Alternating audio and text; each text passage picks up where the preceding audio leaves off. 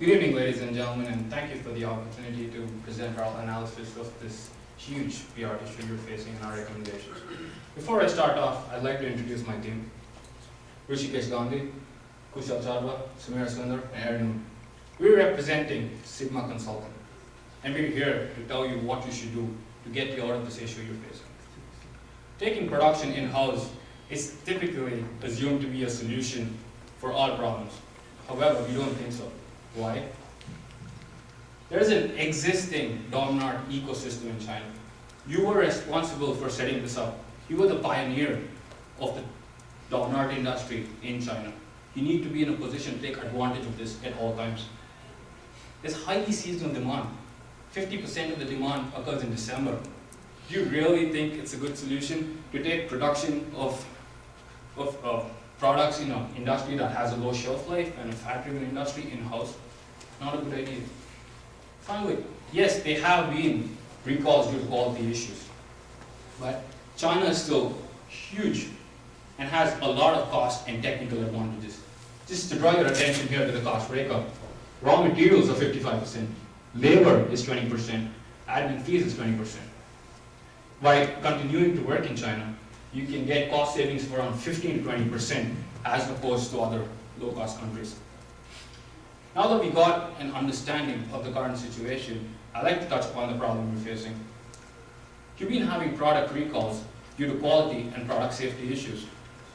The easy solution, let's blame it on the suppliers. That's always the easiest thing to do. However, if you look at the causes for the problem, we can understand that the issues are not only on the supplier side, but also on the manufacturer side. For starters, these suppliers have been with you for the last 15 years. So why would they willingly give out a defective product that's going to hurt their relationship with you and your brand? For number one, there's a lack of motivation. The batch sizes are so small that they don't even recover their fixed costs. So there is no motivation for them to refocus their energy on issues such as quality. They need to at least make some of their costs up somewhere. There are also margins and cost pressures on suppliers. Yes, the Walmarts and the Targets are putting pressure on you, but then this pressure is transferred lower down the supply chain, and every supplier, as you go lower down the supply chain, is facing shrinking margins. Thus, without wanting to disappoint you, they're trying to come out with innovations through which they can give you good prices. Thus, the product recalls due to quality and safety issues. Finally, the problems on your side. Lack of monitoring. It is your responsibility to monitor what the supplier is giving you.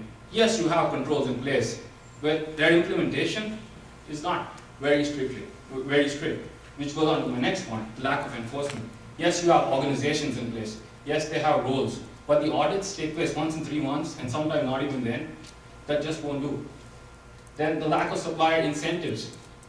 You need to come up with opportunities for these suppliers, which they will be motivated from, and they will try to take advantage of that and give you the best product, and they will go on a limb and look at the quality issues that might hurt your brand in the near future. So what are the solutions that are going to help you fix these issues? What are the solutions that are going to help you come out of this problem with your armor shining again? I'm going to give it to Rushi to take it further.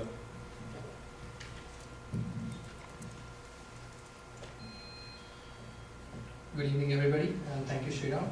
Well, before we even delve into recommendations, I would like to like for you all to refocus on certain aspects that Sri has just discussed right now. We have 3 main problems. We have a burning platform with product recalls that is hurting the brand.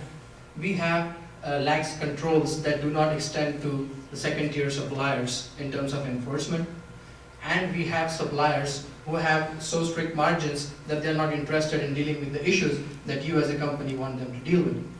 On that note, we move on to some of our recommendations.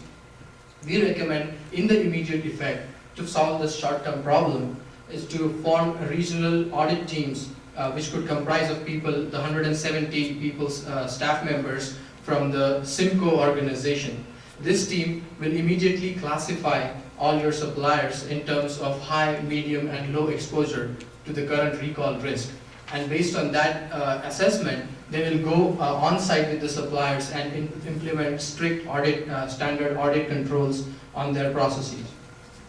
Now, it is important to note that the current system, including Simco, is very effective internally. But to scale that system to the second and third tier suppliers, what you have to do is to communicate your plan, and it takes disciplinary action against the suppliers.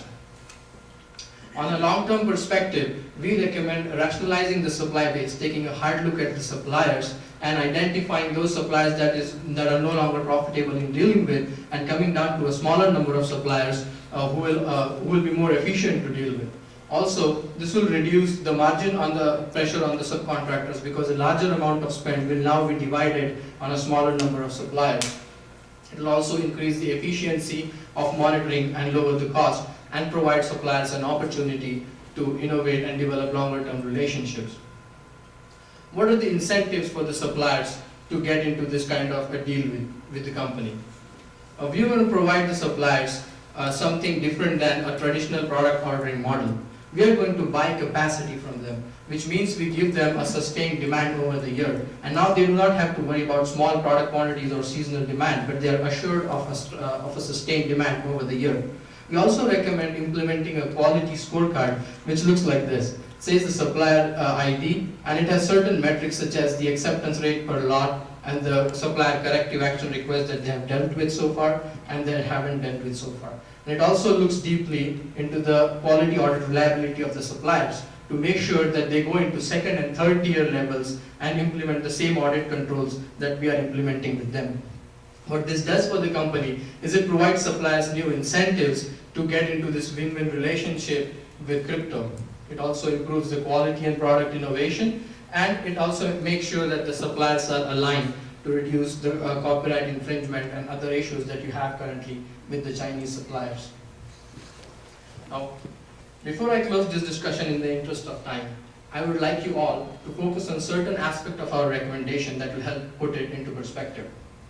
As crypto making dominance, your main customers are children and little kids, which means that any business decision you make does not just remain a business decision, but gets translated into a decision of being a good corporate citizen.